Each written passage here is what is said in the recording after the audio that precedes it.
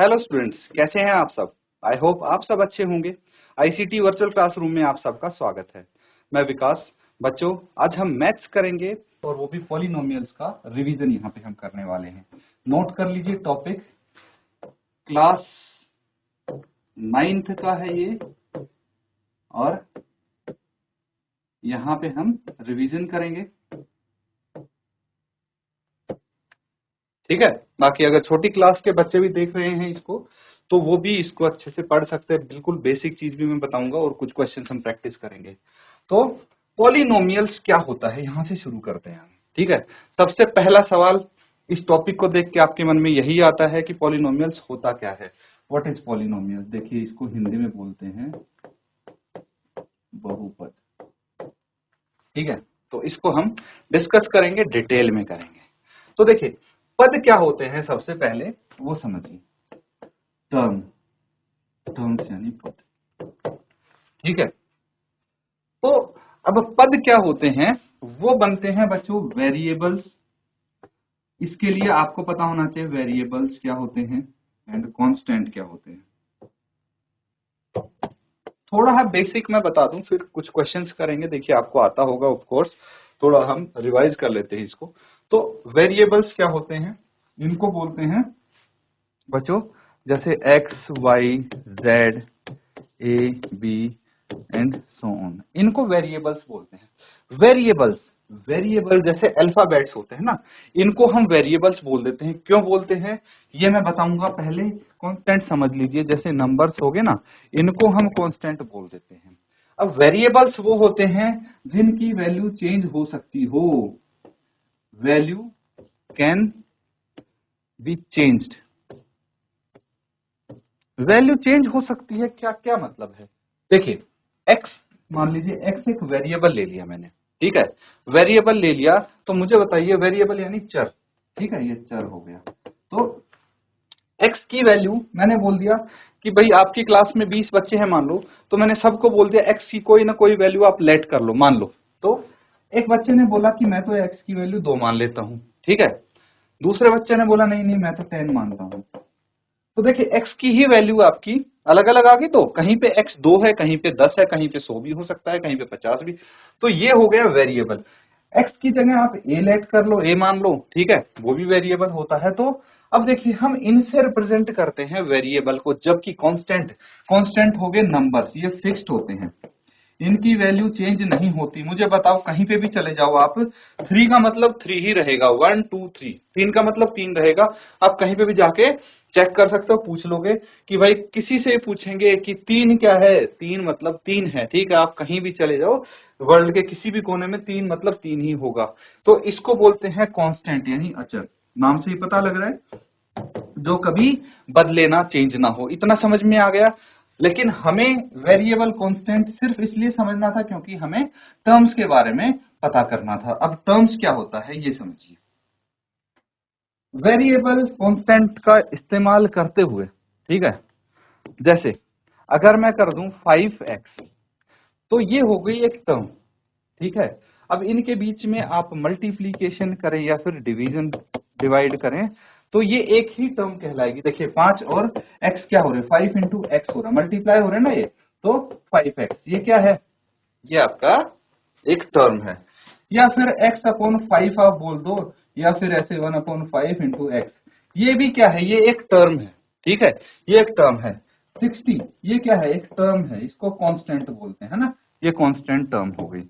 अब देखिए, ये तो टर्म होगी, 5x हो गई, 6x स्क्वायर हो गया, 7yz, ये क्या है, ये सब टर्म्स हैं, अलग अलग टर्म्स हैं।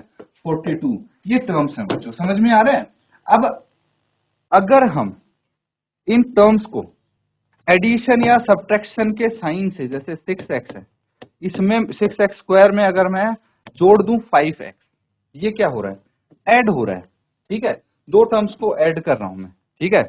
या फिर जैसे 7yz, इनको अलग अलग टर्म्स को ऐड कर रहा हूं, तो ये क्या कहलाएंगे, ये पॉलिनोमियल कहलाएंगे। क्या कहलाएंगे, पॉलिनोमियल्स कहलाएंगे।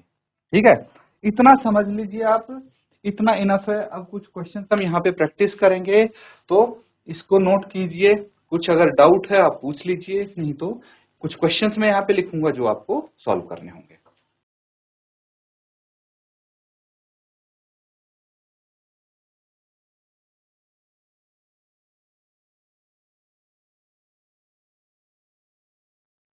ठीक है, नोट कर लिया है ना बच्चों? चलिए अब एक क्वेश्चन लिखिए यहाँ पे, which of the following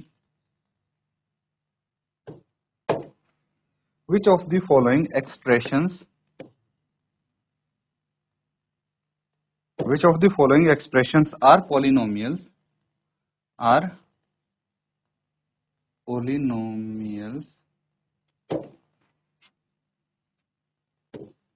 in one variable, and which are not। ठीक है, और रीजन भी बताना है, state reason for your answer. ठीक है, मैंने खाली रीजन लिखा है, इसका मतलब समझ जाइए आप। 9x² plus 5x minus 7, second 11x³ plus 5 x की पावर 5 माइनस 7/x²। ठीक है,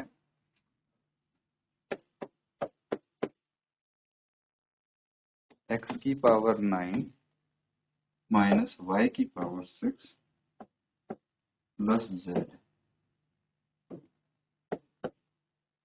fifth 6√x plus 9y plus 3। ठीक है, तो इसको नोट कर लेंगे बच्चों, और इसमें से बताना है कि कौन से expression polynomial in one variable है, कौन से नहीं है, और क्यों है या फिर क्यों नहीं है। नोट करेंगे इसको।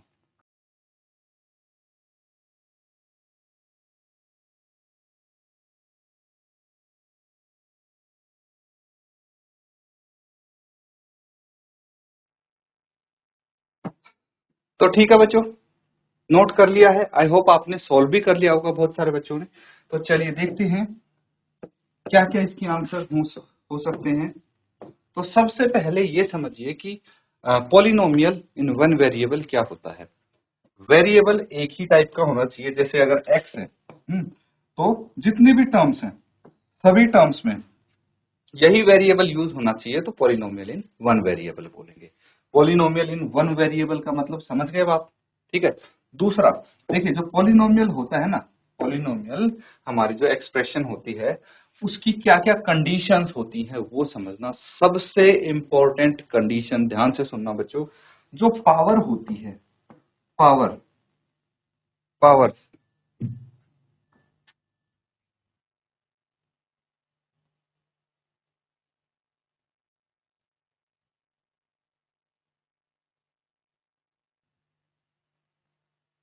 तो ठीक है, पावर्स जो हमारे वेरिएबल की पावर्स होती है, वेरिएबल्स। ठीक है, वेरिएबल्स जैसे एक्स है, इसकी पावर होनी चाहिए होल नंबर्स में, होल नंबर्स में। अगर ये पावर होल नंबर्स में है तो ही हम इसको पॉलिनोमियल बोलेंगे, अदरवाइज नहीं बोलेंगे। ठीक है, ये कुछ चीजें आप समझिए, और इसके बाद देखिए क्वेश्चंस कैसे फटाफट होते हैं आपके। अब अगर हम बात करें फर्स्ट पार्ट की, फर्स्ट क्या है, 9x² प्लस 5x माइनस 7। तो यस, ये एक पॉलिनोमियल इन वन वेरिएबल है। रीजन क्या है इसका? रीजन ये है कि भाई एक ही वेरिएबल यूज हुआ है जो कि x है खाली। ठीक है, पावर्स क्या है, जो वेरिएबल्स की पावर्स यूज हुई है, 2 है, 1 है ना। x के ऊपर कुछ नहीं लिखा, मतलब इसकी पावर 1 होगी। तो ये क्या है, होल नंबर्स हैं, तो सारी कंडीशन ये फुलफिल कर रहा है, इसीलिए ये क्या होगा, एक पॉलिनोमियल होगा। इसी तरह से अगर हम बात करें इसकी 11x³ प्लस 5, तो यहाँ पे x की पावर 3 है, तो ये भी एक पॉलिनोमियल होगा। समझ में आ रहा है? तो यहाँ भी देखिए, ये यस हो गया, पॉलिनोमियल है, ये यस हो गया, रीजन पता लग गया आपको। बस आप इसको एक्सप्लेन कर देंगे रीजन को, अगला देखिए, जो नेक्स्ट पार्ट है ना बच्चों, थर्ड, ध्यान से देखना। थर्ड पार्ट में x की पावर 5 माइनस 7/x²। तो यहां तक तो चीजें कोई दिक्कत नहीं है, x की पावर 5 ये वाली टर्म में कोई दिक्कत नहीं है। लेकिन अगर यहाँ पे आप देख पा रहे हैं 7/x², ठीक है, तो इसमें आपको दिख रही होगी पावर होल नंबर में है। लेकिन अगर मैं इसको थोड़ा ऐसे लिखता हूं, x की पावर 5 माइनस 7, और देखिए 1/x² है, इसको इसका रेसिप्रोकल कर देंगे तो x की पावर -2 ऐसे लिख सकते हैं इसको, तो x की पावर -2 आ जाएगा। अब यहाँ पे देखिए x की पावर नेगेटिव है, तो ये क्या है, इंटीजर है, हमें क्या चाहिए, होल नंबर है, होल नंबर चाहिए, तो इसीलिए ये क्या होगा, पॉलिनोमियल नहीं होगा। समझ में आ रहा है? तो इसको आप लिखेंगे this is not a polynomial. क्यों? क्योंकि यहाँ पे जो हमारा वेरिएबल है उसकी पावर होल नंबर नहीं है। अब देखिए, अगर हम बात करें इसकी फोर्थ वाले की, तो ये भी नहीं होगा एक polynomial in one variable, because 3 variables are used. ठीक है, 3 वेरिएबल्स आर यूज्ड। कौन से 3 वेरिएबल यूज हुए हैं, एक्स वाई जेड। तो हमें तो बोला गया है पॉलिनोमियल इन वन वेरिएबल कौन सा है, यहाँ पे तो पॉलिनोमियल इन 3 वेरिएबल है, इसीलिए ये भी पॉलिनोमियल इन वन वेरिएबल नहीं होगा। अब अगर इसकी बात करें तो बाकी सब कुछ ठीक चल रहा था बच्चों, लेकिन देखिए जैसे y है, पहली बात तो 2 वेरिएबल्स यूज हुए हैं यहाँ पे, x और y। दूसरी दिक्कत ये है कि x का अंडर रूट है। ठीक है, अब देखिए नोट कर लिया ना, ये इसको मैं इरेज कर देता हूँ। फिफ्थ पार्ट देखिए, 6√x प्लस 9y। तो अब फ्रंट तो ये रिजेक्ट इसलिए हो गया क्योंकि 2 वेरिएबल हैं। उसके बाद √x जो है इसको लिख सकते हैं x की पावर 1/2। ये होल नंबर नहीं है बच्चों, ये फ्रैक्शन में है पावर, है ना, इसलिए भी ये पॉलिनोमियल नहीं है। समझ में आ रहा है? तो इस तरह से आप, ये बिल्कुल बेसिक क्वेश्चन है, ये आपके या तो एमसीक्यूज में आ सकते हैं या फिर 1 मार्क्स 2 मार्क्स में आ सकते हैं, इसीलिए आप नोट कर लीजिए इसको। कुछ अगर डाउट लगता है आप पूछ सकते हैं, अदरवाइज इसको नोट कीजिए, फिर नेक्स्ट क्वेश्चन करेंगे।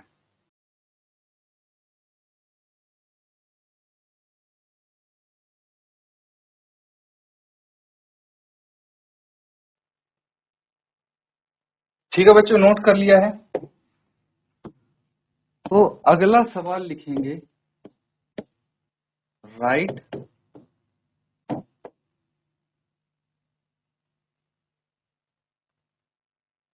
Coefficient, right coefficient of x² in each of the following। ठीक है, बहुत ही सिंपल सा क्वेश्चन पूछा गया है आपसे। आप लिख लीजिए, इसके पार्ट्स हैं 12x² plus 9x minus 19। Second है -5x² माइनस 3x प्लस 9। ठीक है, थर्ड है -5/2 x² plus 9x³ plus 7x। Fourth है 5 माइनस 6x माइनस 2x²। ठीक है, एंड लास्ट वन फिफ्थ है √3x² प्लस 5x माइनस 7। ठीक है, तो ये हैं कुछ क्वेश्चंस, इनको नोट करेंगे और सॉल्व करेंगे।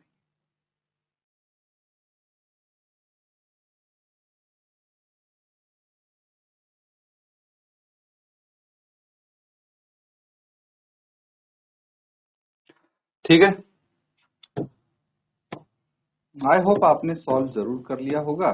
देखिए फर्स्ट पार्ट में, अब ये इसका जो हम कोफिशिएंट लिखते हैं, क्या होता है कोफिशिएंट समझना। एक टर्म है जैसे 9x, ठीक है, ये टर्म है 9x।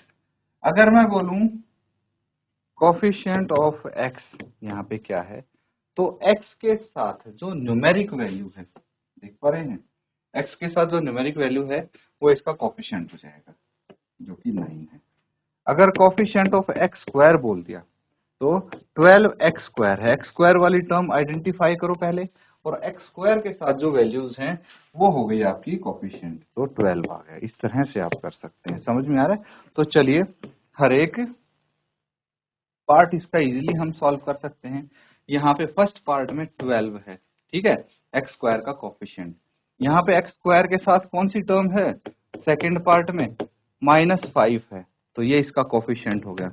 थर्ड देखिए, थर्ड में एक्स स्क्वायर के साथ कौन सी टर्म है, -5/2 है, तो ये इसका कोफिशिएंट हो गया। फोर्थ पार्ट में देखिए -2 इसका कोफिशिएंट हो गया, है ना, यही टर्म है। और फिफ्थ पार्ट की अगर हम बात करें तो पांचवें भाग में ये रही एक्स स्क्वायर वाली टर्म, और इसके साथ √3 है, इसका कोफिशिएंट हो जाएगा। बहुत सिंपल टाइप के क्वेश्चन से नोट कर लेंगे, फिर भी किसी को अगर डाउट लगता है पूछ सकते हैं।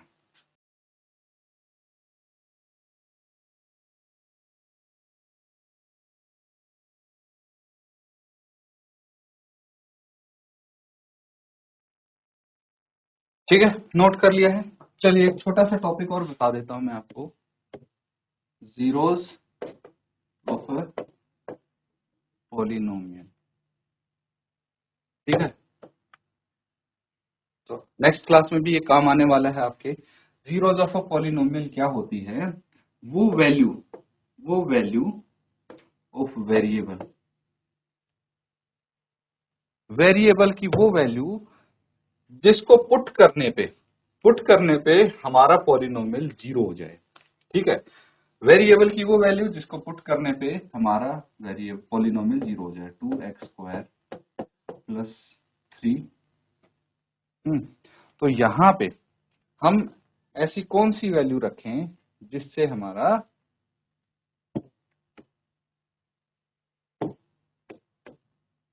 मान लीजिए ये है, तो x की ऐसी कौन सी वैल्यू होनी चाहिए, ठीक है, 2x लिख लो बस। x की ऐसी कौन सी वैल्यू होनी चाहिए जिसको पुट करके हमारा वेरिएबल हमारा पॉलिनोमियल 0 हो जाएगा। तो eight x = 2, eight x = 2, 2x - 4, ठीक है, = 0। तो 0 ऑफ पॉलिनोमियल क्या होगी, 2 इज 0 ऑफ पॉलिनोमियल 2x - 4, ठीक है। इस तरह से आप यहाँ पे चेक कर सकते हैं। तो बेसिकली ये समझना, 0 यानी शून्य, किसी भी पॉलिनोमियल का शून्य क्या होता है, किसी भी बहुपद का शून्य वो होता है जब हम वेरिएबल की वैल्यू रखें और वो पॉलिनोमियल 0 हो जाए, तो उस वैल्यू को वेरिएबल की हम 0 ऑफ दैट पॉलिनोमियल बोलते हैं। समझ में आ रहा है? नोट कीजिए, फिर एक क्वेश्चन यहाँ पे करते हैं, ठीक है, नोट कर लेंगे। और ये क्वेश्चन आ जाएगा आपके पास,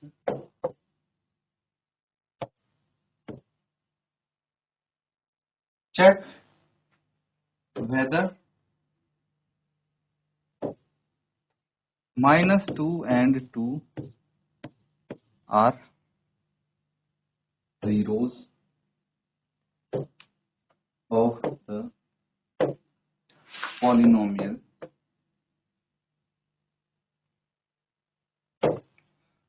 x + 2, ठीक है। इसका मतलब क्या है अभी समझेंगे, क्वेश्चन को पहले अच्छे से नोट कीजिए। देखिए, इसका मतलब ये है कि अगर हम पॉलिनोमियल में, ठीक है, इस पॉलिनोमियल में x की वैल्यू यानी जो वेरिएबल है उसकी वैल्यू -2 रखें और 2 रखें, तो अगर ये पॉलिनोमियल 0 हो गया, मतलब ये 0 है इस पॉलिनोमियल के, अदरवाइज नहीं। तो लेट px = x + 2, ये पॉलिनोमियल मान लिया हमने, ठीक है। तो x को अगर हम रखेंगे -2, तो p - 2 क्या हो जाएगा, -2 + 2 = 0। एट x = 2, तो b की वैल्यू अगर 2 रखेंगे तो 2 + 2 हो जाएगा 4। तो सिर्फ -2 रखने पे पॉलिनोमियल 0 हो रहा है, तो हम बोल सकते हैं कि -2 therefore -2 is 0 of the given polynomial while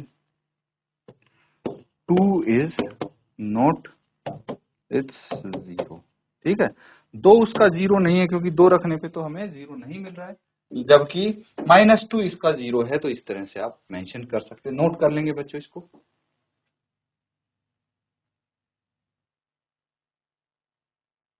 तो बच्चों यहाँ पे जो हमने क्वेश्चंस किए हैं, उम्मीद करता हूँ अच्छे से आप इनको समझ रहे हैं। इनको घर पे भी जाके रिवाइज जरूर करें। इसी के साथ आज का सेशन एंड करते हैं। Thank you and have a nice day.